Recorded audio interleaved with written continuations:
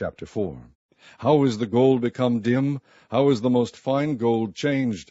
The stones of the sanctuary are poured out in the top of every street. The precious sons of Zion, comparable to fine gold, how are they esteemed as earthen pitchers, the work of the hands of the potter? Even the sea monsters draw out the beast. They give suck to their young ones. The daughter of my people is become cruel, like the ostriches in the wilderness. The tongue of the sucking child cleaveth to the roof of his mouth for thirst. The young children ask bread, and no man breaketh it unto them. They that did feed delicately are desolate in the streets. They that were brought up in scarlet embrace dunghills.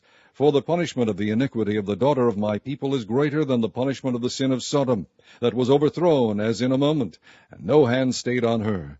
Her Nazarites were purer than snow, they were whiter than milk, they were more ruddy in body than rubies, their polishing was of sapphire. Their visage is blacker than a coal, they are not known in the streets, their skin cleaveth to their bones, it is withered, it is become like a stick. They that be slain with the sword are better than they that be slain with hunger, for these pine away, stricken through for want of the fruits of the field. The hands of the pitiful woman have sodden their own children. They were their meat in the destruction of the daughter of my people. The Lord hath accomplished his fury, he hath poured out his fierce anger, and hath kindled a fire in Zion, and it hath devoured the foundations thereof.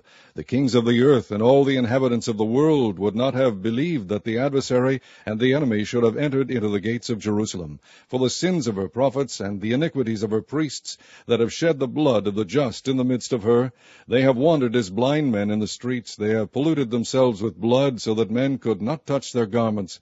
They cried unto them, Depart ye, it is unclean, depart, depart, touch not. When they fled away and wandered, they said among the heathen, They shall no more sojourn there.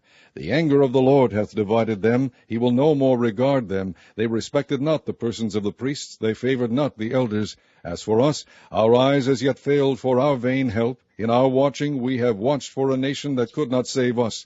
They hunt our steps, that we cannot go in our streets. Our end is near, our days are fulfilled, for our end is come. Our persecutors are swifter than the eagles of the heaven. They pursued us upon the mountains. They laid wait for us in the wilderness. The breath of our nostrils, the anointed of the Lord, was taken in their pits, of whom we said, Under his shadow we shall live among the heathen. Rejoice and be glad, O daughter of Edom, that dwellest in the land of Uz.